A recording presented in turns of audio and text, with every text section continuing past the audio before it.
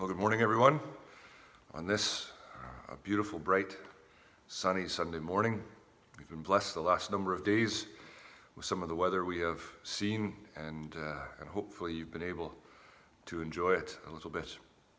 But I want to start this morning by just reading from John chapter 20, beginning at verse 19 on through to verse 23. And on the evening of that first day of the week, when the disciples were together, with the doors locked for fear of the Jews, Jesus came and stood among them and said, "Peace be with you." And after he said this, he showed them his hands and side.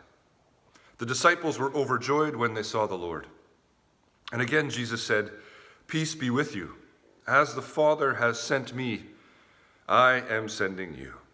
And with that, he breathed on them and said, "Receive the Holy Spirit. If you forgive anyone his sins, they are forgiven. If you do not forgive them, they are not forgiven." May the Lord bless his word to us in our hearts today.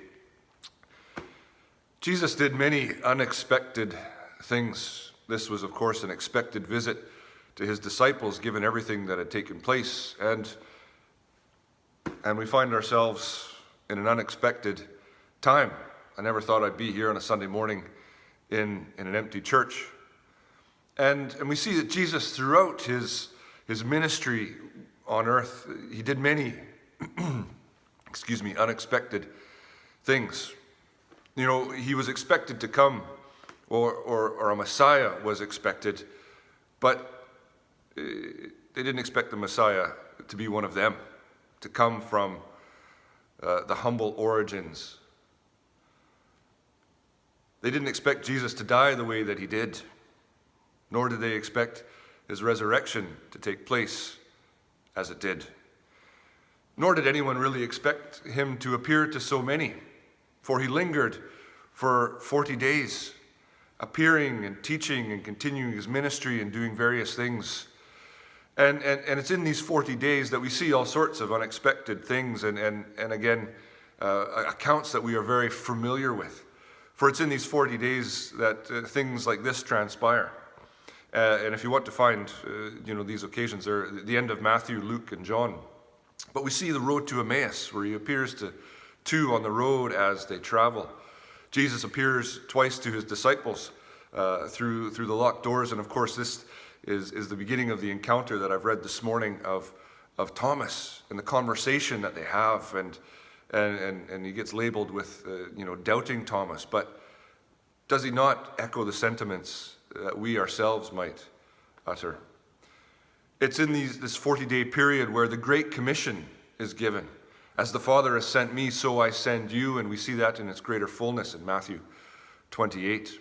We get the miraculous catch of fish and Peter's incredible example and response. And then we also see Peter given and restored to the leadership of what will become the future church.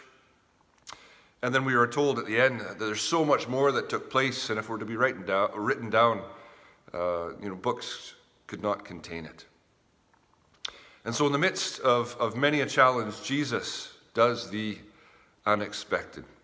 And we're grateful for that. And so I would just encourage you to look for the unexpected workings of Jesus round about us in our lives today, in the small things, in the conversations, and the things we maybe see or hear, or in those moments where, as I sent out in the letter earlier, as we wait and we see what Jesus does in those moments beyond our expectation. And so may you know his peace as his disciples did when he first appeared to him. And so I just wish you a great day. And again, we miss you and look forward to a time when we can fellowship once again, one with another, face to face. And so have a great day. The Lord bless you. Bye-bye.